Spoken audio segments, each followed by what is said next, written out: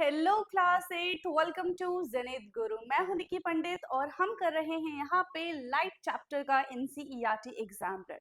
So as you all know कि हमने एक लेक्चर ऑलरेडी इस पे कर लिया है, राइट? यानी कि कुछ क्वेश्चंस ऑलरेडी हम डिस्कस कर चुके हैं एंड बाकी के बचे हुए क्वेश्चन हम आज की क्लास में कंप्लीट कर ही देंगे, ठीक है? सो आई होप कि आप सबको मेरी वॉइस आ रही होगी। Let's start today's class.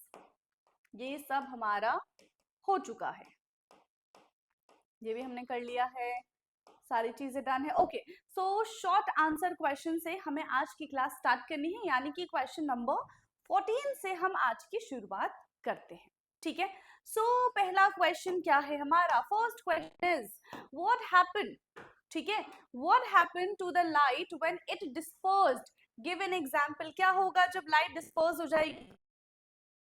What happened when light get dispersed? क्या हो सकता है भाई? देखो, जब भी लाइट डिस्पर्स होगी वो क्या हो जाएगी? स्प्लिट हो जाएगी अपने कॉन्स्टिट्यूएंट्स कलर में जिससे वो मिलके बनी हुई है ना? आपने देखा ना, कांच की आप कोई भी चीज लो, छोड़ दो तो वो अपने उसी पार्टिकल्स में बिखर जाएगी जिससे मिलके वो बनी हुई है। तो ऐसा ही लाइट के साथ है। Light as splitted into its constituents colour. Light अपने कॉन्स्टिट्यूएंट्स कलर में क्या हो जाएगा? बिखर जाएगा। तो यहाँ पे हम क्या लिखेंगे? Light is splitted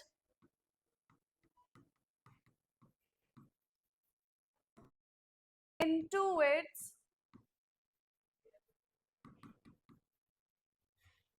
constituents colors. Light अपने constituents color में split हो जाएगा when it get dispersed. When it get dispersed. ठीक है? इसका एक एग्जाम्पल देखो, एग्जाम्पल देखो। आप सबने रेनबो देखा है ना? आप सबने क्या देखा है? रेनबो देखा है। अब ये रेनबो बनता कैसे है? रेनबो का फॉर्मेशन कैसे होता है? Due to dispersion of white light, ठीक है? जब वो व्हाइट लाइट पास होती है ना वाटर ड्रॉपलेट से, ठीक है, तो वहां पे क्या होता है? हमें रेनबोज नजर आते हैं। यस और no? So rainbows formation,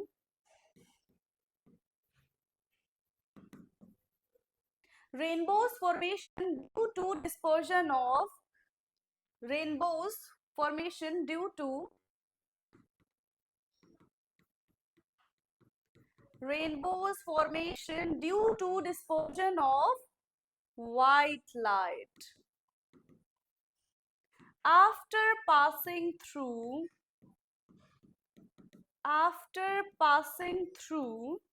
white light after passing through. किसके थ्रू पास होते हैं बच्चों? तो वो वाटर ड्रॉपलेट्स के थ्रू पास होते हैं। After passing through water droplets, after passing through water droplets. तो क्लियर है इतना? चलिए अब हम आगे। Okay, so now question number 15, draw figure 16.6, show the position of the plane mirror, also label the angle of incidence and angle of reflection। ठीक है, तो प्लेन मिरर बताना है हमें कहाँ पे होगा। सो ये हमने लिया यहाँ पे प्लेन मिरर। अब प्लेन मिरर से कोई भी लाइट आती है, उस पे प्लेन मिरर से टकराती है, तो that light is called incident, ठीक है? इंसिडेंट रे हो जाएगी, और जो रिफ्लेक्ट होके जाएगी that is called reflected ray. समझ में आ गया? क्लियर है? तो मान लेते हैं कि यहाँ से सोर्स था, क्योंकि देखो लाइट यहाँ से ये वाला एरो देख लो ना, इसलिए हम पहचानेंगे। हम तो मान इसको भी सकते थे, बट एरो देखो यहाँ से बाहर की तरफ जा रहा है, मतलब ये रिफ्लेक्ट हो गया। ये इधर अंदर की तरफ जा रहा है, मतलब ये इंसिडेंस है, ठीक है? और इसके बीच में जो बन गया है वो नॉर्मल है। ये इंसिडेंट रे है, ये रिफ्लेक्टेड रे है, और ये इंसिडेंस एंगल है, और ये रिफ्लेक्टेड एंगल है, ठीक है? एक्स क्या हो जाएगा यहाँ पे हमारा? X is angle of incidence, ठीक है? X is angle of incidence and y is angle of reflection. x होता है angle of incidence and सिर्फ इतना ही हमें इस क्वेश्चन में बताना था। क्लियर है? आगे बढ़ जाएं अब हम, और मिरर तो बना ही दिया। चलो भाई, तो आगे का क्वेश्चन ये है हमारा, सो बिल्कुल ध्यान से इस पिक्चर को देखना है, देख लिया, चलो। Can the imagine can the image of the child and it's obtain on a screen, क्या इस बच्चे की इमेज हम स्क्रीन पे ऑब्टेन कर सकते हैं? सो क्या इसका आंसर हो जाएगा भाई? तो बच्चे की हम इमेज को स्क्रीन पे ऑब्टेन नहीं कर सकते। क्यों नहीं कर सकते? क्योंकि स्क्रीन पे सिर्फ और सिर्फ रियल इमेज ऑब्टेन होती है, वर्चुअल इमेज ऑब्टेन नहीं की जा सकती है। एंड ये कैसा इमेज है? ये तो वर्चुअल इमेज है, ठीक है। ये कैसा इमेज है? ये वर्चुअल इमेज है। तो हम इसका आंसर क्या लिखेंगे? यस बताओ फटाफट से, क्या लिखेंगे हम इसका answer? The image of a child can not be obtain on the screen, ठीक है। The image of a child cannot obtain on screen। क्यों भाई? अब रीजन भी हमें बताना पड़ेगा। क्यों? Because the image is not real. क्यों? Because the image is not real. क्योंकि जो इमेज है वो कैसी है? वो इमेज रियल नहीं है, बनाती है ना। The image form by plane mirror is always virtual, ठीक। द इमेज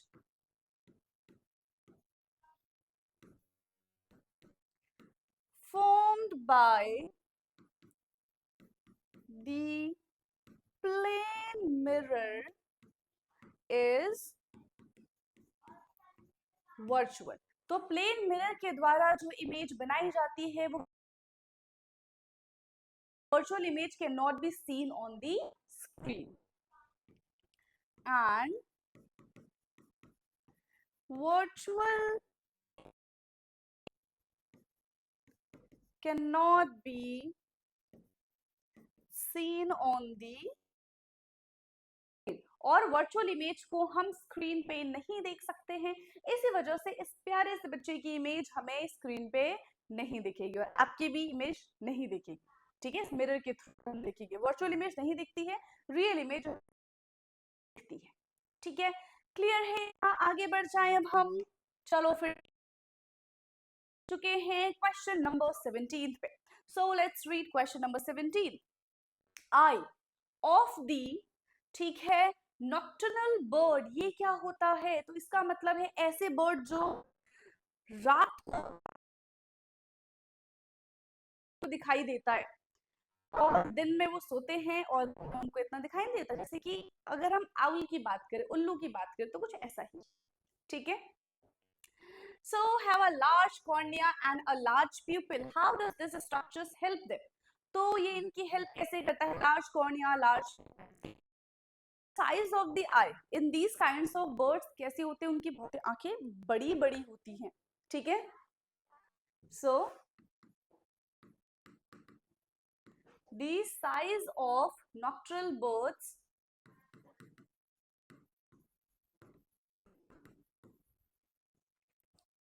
आर वेरी लार्ज, ठीक है। कैसी होती है? लार्ज होती है। Nocturnal birds, nocturnal birds have large cornea with wider pupil, have large cornea with wider pupil, ठीक है। इनकी बड़ी कॉर्निया होती है, वाइडर प्यूपिल होते हैं। कैन, ठीक है, ये क्या कर सकते हैं? ज्यादा लाइट कलेक्ट कर सकते हैं। Can collect, can collect more ambient light, ठीक है। और इसी की वजह से this light help them to see the object even at night, and this light help them to see the object at night। इसी वजह से ये रात को भी चीजें नहीं देख सकते। जब तक हम टॉर्च ना जला ले, मोमबत्ती ना जला ले, इनफैक्ट घर की लाइट ना जला ले, तब तक हम नहीं देख सकते। ठीक है भाई, चलो। तो अब हम आ चुके हैं अपने क्वेश्चन नंबर 18 पे। सो क्या कह रहा है question 18?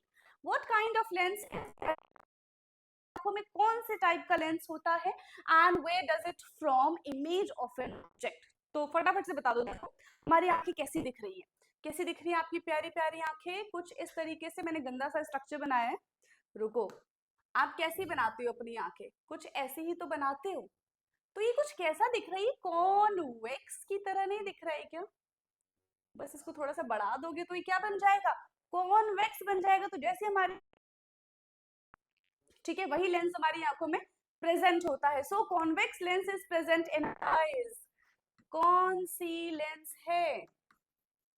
Convex lens is present in our eyes. अब पता चल गया कौन सी लेंस हमारी आंखों में प्रेजेंट होती है? कॉन्वेक्स लेंस प्रेजेंट होती है। इसका काम क्या है? ठीक है, which focus light on the back of the eye, जिसको हम क्या कहते हैं? रेटिना। इतना पीछे नहीं, मतलब आंख का जब सर्कल देखोगे तो उसके पीछे की बात कर रही हूँ। Okay, so convex lens is present in our I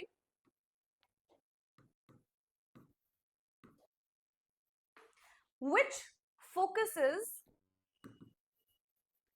light on the which focuses light on the back of the eye, जिसको हम कहते हैं, क्या कहते हैं? रेटिना। जहां पे इमेज बनती है is called retina. So it form the image of object on retina. जहां पे लाइट आएगी वहीं पे क्या होगी? इमेज बनेगी, और उल्टी इमेज बनती है तब वो जाके हमें सीधा दिखता है। ठीक है, so it form image of an object on retina. So it form image of an object on retina. Okay, clear है इतना? चलो नंबर 19 की तरफ। So question number 19 is which part of the eye get affected if someone is suffering from cataract? अगर किसी को cataract है, देखने के लिए मिलता है, ठीक है, if someone is suffering from cataract, इसका क्या मतलब है? उनकी जो आंखें होंगी ना, वो कैसी हो जाएगी? क्लाउडेड हो जाएगी, बिल्कुल ऐसा जाएगा। ठीक है, हिंदी में इसको क्या कहते हैं? क्या बिंद कहते हैं। जनरली जो ओल्ड एज के पर्सन होते हैं, ठीक है, चाहे मेल हो फीमेल हो, उनको होने के चांसेस होते हैं। ठीक है, ओल्ड एज में। So people their eye become clouded, है ना? people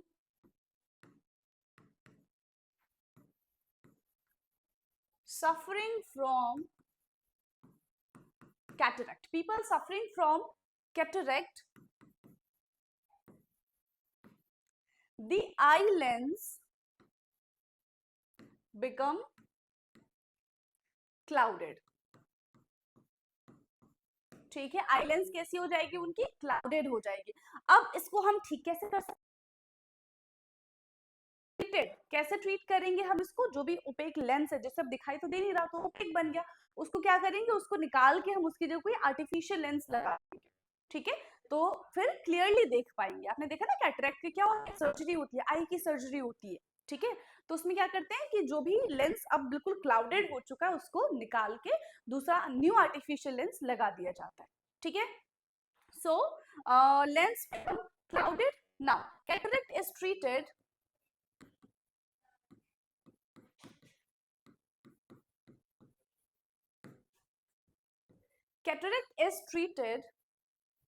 by replacing the opaque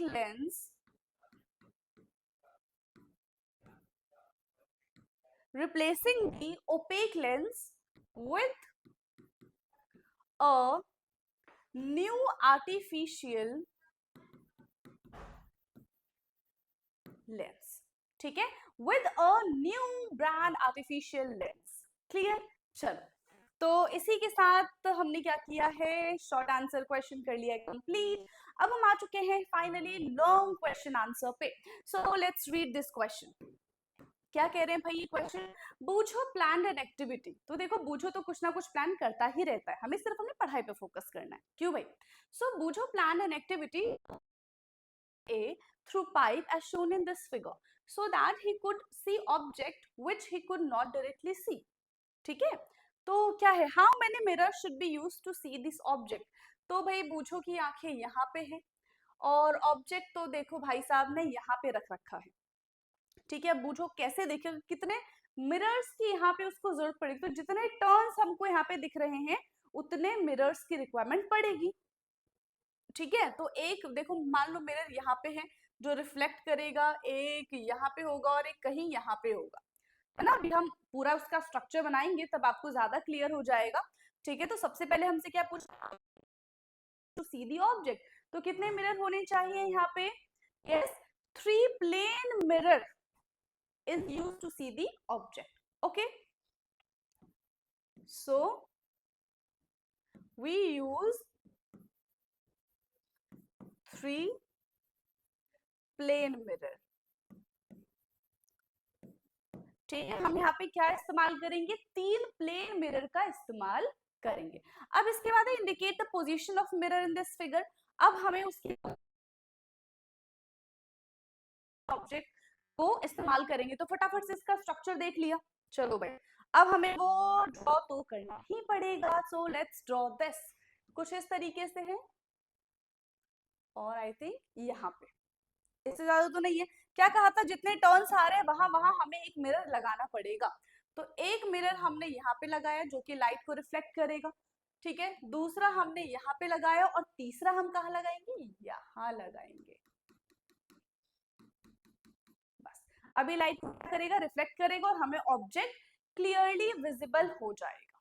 ठीक है, तो ये हमारा कौन सा पार्ट था भाई, ये हमारा था बी पार्ट। तो इसको हम नाम दे देते हैं बी पार्ट। ठीक है, चलो नेक्स्ट क्या है, what must be the angle with respect to the incident light at which he should place the mirror. तो उसको ये मिरर रखना चाहिए, तो सबसे सिंपल सी और सीधी सी बात है कि उसको ये मिरर जो है 45 डिग्री के एंगल पे रखना चाहिए ताकि वो अच्छे से रिफ्लेक्शन हो सके और उसको ऑब्जेक्ट दिख जाए। ठीक है, so mirror should be replaced और mirror should be placed at the angle of 45 degree. ठीक है, mirror should be placed at the angle of 45 degree। ठीक है, with respect to the incident light, with respect to the incident light, with respect to the incident light। Okay, now fourth part, indicate the direction of ray in the given figure। अब हमें इसकी direction भी बतानी पड़ेगी, तो इसी में direction बता, है ना, इसी में डायरेक्शन बता पाएंगे नहीं। चलो दोबारा बनाना ही पड़ेगा हमको। ठीक है, दोबारा हमको बनाना ही पड़ेगा और फिर उसमें हम ये सारी चीजें मेंशन करेंगे। तो क्या है, कुछ ऐसा ही है।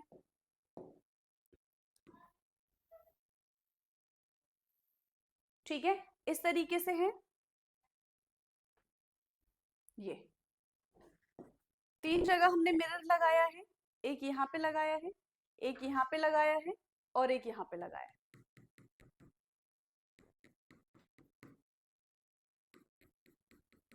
ठीक है, रिफ्लेक्शन होगा, हमारी आंखें यहाँ से देख रही हैं। ठीक है, आपकी आंखें कहाँ से देख रही है, यहाँ हम देख रहे हैं। तो ऑब्जेक्ट जो है वो कहाँ पे रखा हुआ है, वो यहाँ पे प्लेस्ड है ना।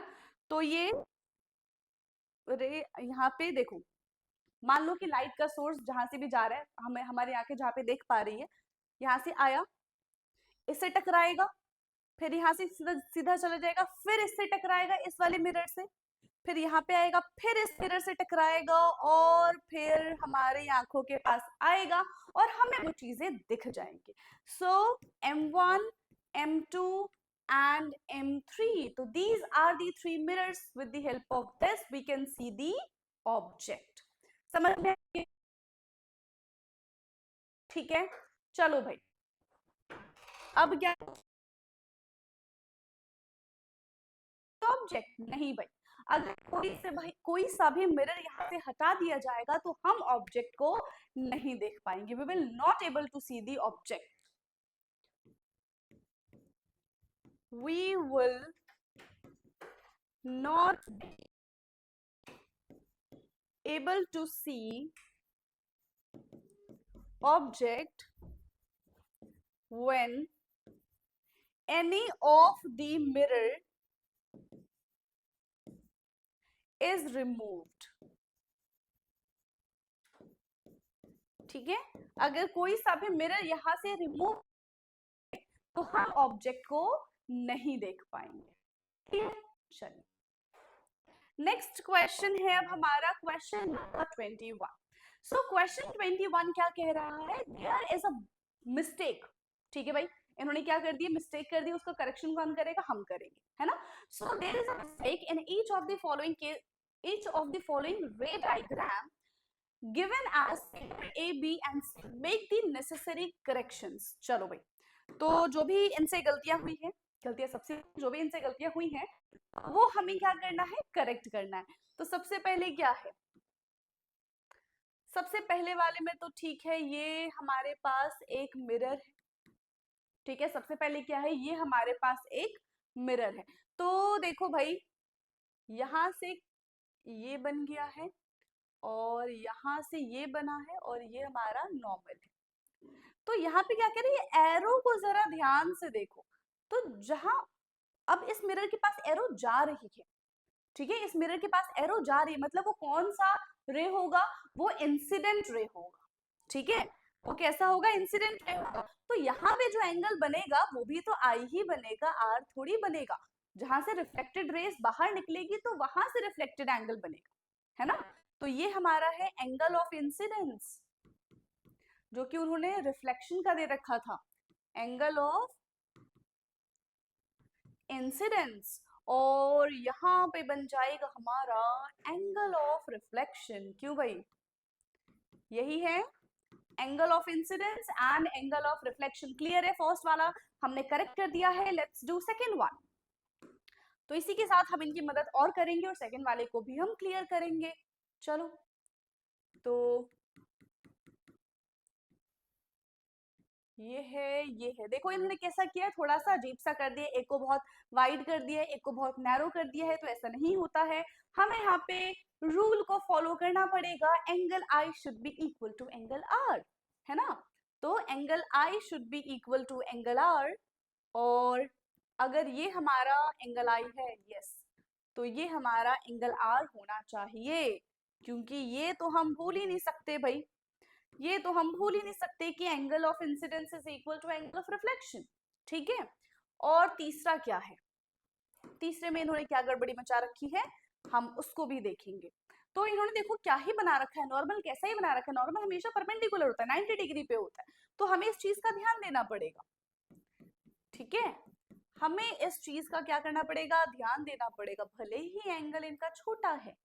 ठीक है, तो आई और are, normal should be perpendicular, है ना. normal should be drawn at 90 degree.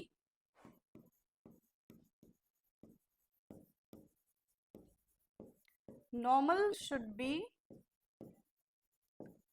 drawn at 90 degree. ठीक है, हमेशा वो कितने पे बनेगा, वो 90 डिग्री एंगल पे ही बनना चाहिए.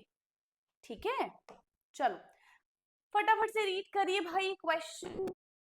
In the process which enable us to perceive motion in cartoon film. आपसे बताएंगे कि किसका कौन सा कार्टून फेवरेट है. ठीक है, तो एक तो छोटा भीम वाला कार्टून है ना, शिनचैन है. ठीक है, और डोरेमोन, है ना, डोरेमोन वाला है। ऐसे बहुत सारे कार्टून से बचपन में हम भी देखते थे, ठीक है। फिर Oggy and the cockroaches.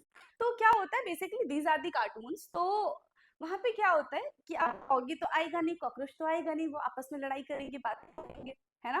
And Tom and Jerry, Tom और जेरी, तो वो सब क्या होते हैं, वो सब पिक्चर्स होते हैं। क्या बेसिकली क्या होते हैं, पिक्चर्स होते हैं। इतनी तेजी से हम बोल सकते हैं कि उनका मोशन कराया जाता है, जैसे हमने परसिस्टेंस के बारे में पढ़ा था, ठीक है। तो उसमें क्या होता है कि हमारी आंखों के सामने वो 1/16 टाइम्स क्या होता है, वो चीजें चलती रहती है, तो हमें क्या लगेगा, वो मूविंग लगता है। लेकिन जो हम टीवी में देखते हैं ना, वो कार्टून, वो हमारी आंखों के सामने 24 बार इन अ सेकेंड, 24 बार उस चीज को, उसका जो रेट होता है वो 24 बार होता है। तो हमें कैसी लगती है, मूविंग लगती है। 16 है ना। लेकिन कार्टून में क्या दिखाया जाता है, 24 बार। तो वही चीजें जो रुकी हुई होती है, अभी वाला कि बहुत सारी पिक्चर्स बना लेते हैं, तो बहुत जल्दी जल्दी जल्दी जल्दी उसको फास्ट मूव करते हैं, मैं उसका नाम भूल गई, ठीक है। बहुत जल्दी जल्दी जल्दी उसको चलाते हैं, तो वो चीजें हमें डांस करती हुई मूवमेंट की फॉर्म में नजर आती है। तो ये सब के सब किस पे डिपेंड करता है, परसिस्टेंस और विजन पे डिपेंड करता है, ठीक है। समझ में आ गया।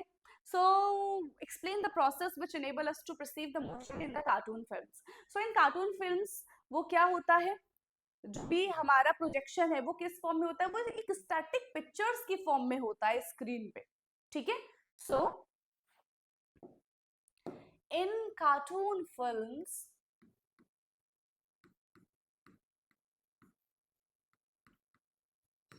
in cartoon film we see, in cartoon films we see the projection of static pictures, ठीक है। हमें static pictures का projection दिखता है on the screen, ठीक है। static pictures on the screen in specific manner, ठीक है। ये चीजें हमें क्या होती है, नजर आती है। बट द स्टैटिक पिक्चर्स वो हमें मूव कैसे नजर आती है, yes, generally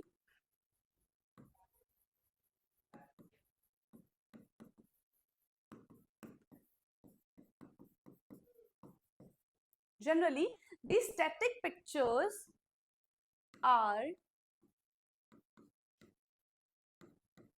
made to move, कितने बार मूव कराया जाता है, made to move across our eye over, ठीक है, across our eye over at the rate of 24, ठीक है, at the rate of 24 picture per second,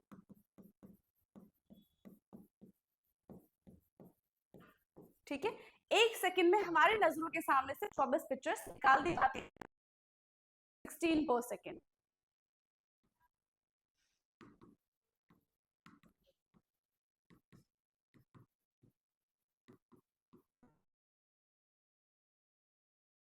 which is faster than 16 per second, और इसकी वजह से हमें लगता है कि वो चीजें मूव कर रही हैं, giving us the perception of moving picture,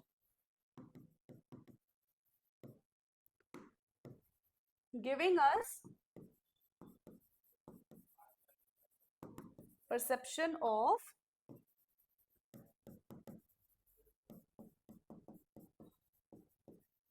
moving pictures, ठीक है। तो ये था हमारा question number 22। So let's move to 23। तो देखो 23 में क्या है, ये हमारा एक्टिविटी, तो इसलिए मैंने बुक से पिक्चर ही काट के यहाँ पे लगा दिया है, आप इसको देख सकते हो। So how phenomena of reflection used in making a kaleidoscope and what are the applications of the kaleidoscope, ठीक है। तो जो क्लाइडोस्कोप है कुछ इस तरीके से आपको दिखेगा, इसमें आपको 3 मिरर लेना है सेम शेप का, ठीक है। उसको इस तरीके से आप कनेक्ट टाइप में बन जाएगा, और यहाँ पे हमें मल्टीपल रिफ्लेक्शंस होते हुए नजर आता है। इसका एप्लीकेशन ये टॉयज में इसका इस्तेमाल किया जा सकता है, जो आर्टिस्ट होते हैं वो चीजों को डिजाइन, पेपर्स, ज्वेलरीज, फैब्रिक, इन सबको बनाने के लिए इस्तेमाल करते हैं। तो दीज आर दी ये क्या हो जाएंगे, हमारे एप्लीकेशंस हो जाएंगे, ठीक है। बट यहाँ पे क्या है, to make a kaleidoscope 3 rectangular mirror strip each about 15 centimetre, ठीक है, कितना होना चाहिए, 15 centimetre long and 4 centimetre, join them together to form a prism, ठीक है। हम इस तरीके से उसको ज्वाइन करते हैं कि वो क्या बन जाएगा, एक प्रिज्म बन जाएगा, 3D ट्राइंगल बन जाएगा, that is called prism. So fix this arrangement in the mirror और tube a thick chart paper, तो इस तरीके से काट दो, उसमें छोटा सा होल कर दो। Make sure that the tube is slightly longer than that of the mirror strip, close one end of the tube by the cardboard disc having a hole in the centre, तो इस तरीके से एक part को हमें इससे close कर देना है। To make this durable, paste a piece of transparent plastic sheet under the cardboard, ताकि वो बहुत लंबा चल सके। हम इसी के एप्लीकेशन के बारे में बात करते हैं, डेकोरेटिव पर्पस, ठीक है।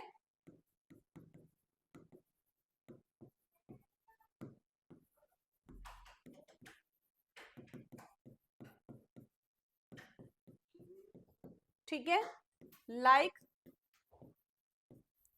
टॉयज वगैरह बनाने में काम आता है, पहली चीज तो ये है। एंड यू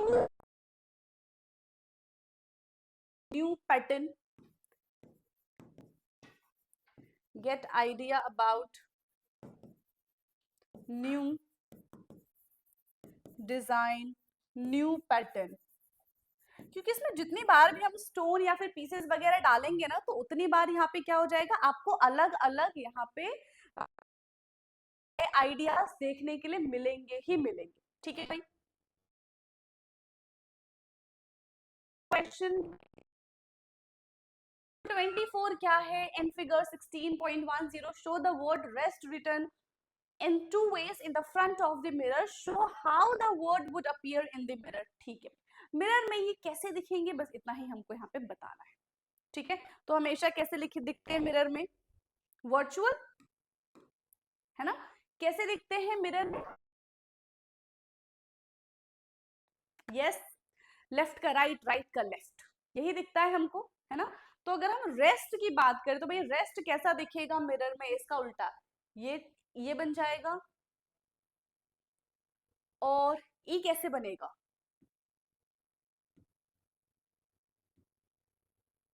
ये, ठीक है।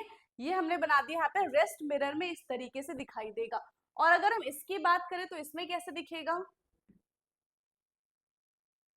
और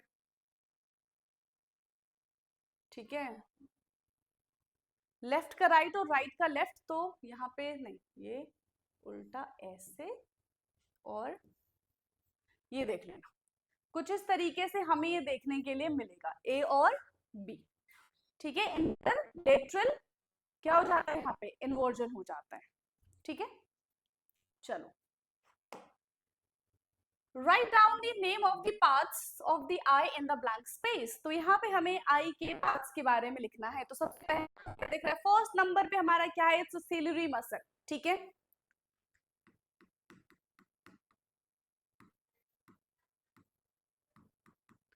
फर्स्ट वाला है हमारा ciliary muscle, and what is this, this is called iris.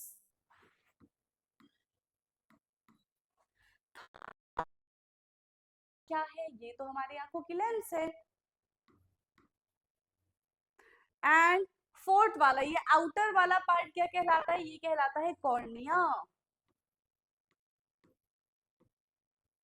और देखो दो ही चीज बची है, एक हमारा हो जाएगा ऑप्टिक नर्व, एक हमारा रेटिना, रेटिना जहाँ पे इमेज का फॉर्मेशन होता है, ऑप्टिक नर्व जो सारी की सारी सिग्नल्स पहुंचाता है हमारे ब्रेन तक, ठीक है। तो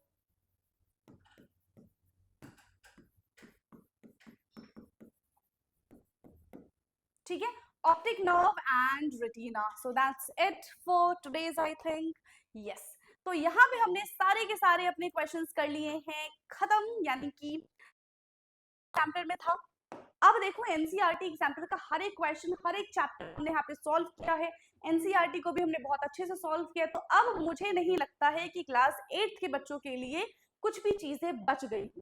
यस बच्चों, बाकी कुछ भी एक्स्ट्रा में पढ़ना हो तो आप लोग कमेंट, ठीक है, हमारे लिए फिजिबल होगा तो हम जरूर वो चीज आपको करवाएंगे, है ना, क्योंकि इसके साथ साथ बाकी अदर्स क्लासेस भी चलती हैं। बाकी अगर लाइव नहीं कर पाए तो हम रिकॉर्डेड आपके लिए वो चीजें लेकर आएंगे। ओके, सो आज की क्लास के लिए क्या है भाई, आज जो हमारा है मेरे हिसाब से हमारी आखिरी क्लास है, ठीक है। अब अगर आपको डाउट होते हैं या फिर हम कुछ प्रैक्टिस सेशन लेकर आते हैं, ठीक है, एकेडमी के हिसाब से, ओके। बाकी तो हमारा भाई प्रैक्टिस सेशन चलता रहेगा, ठीक है। जो भी आपको डाउट्स होंगे, चाहे ऑनलाइन हो चाहे ऑफलाइन हो, वो चीजें भी बंद नहीं होंगी। तो आज की क्लास के लिए इतना ही, बाकी का discussion will do in another class. So thank you so much.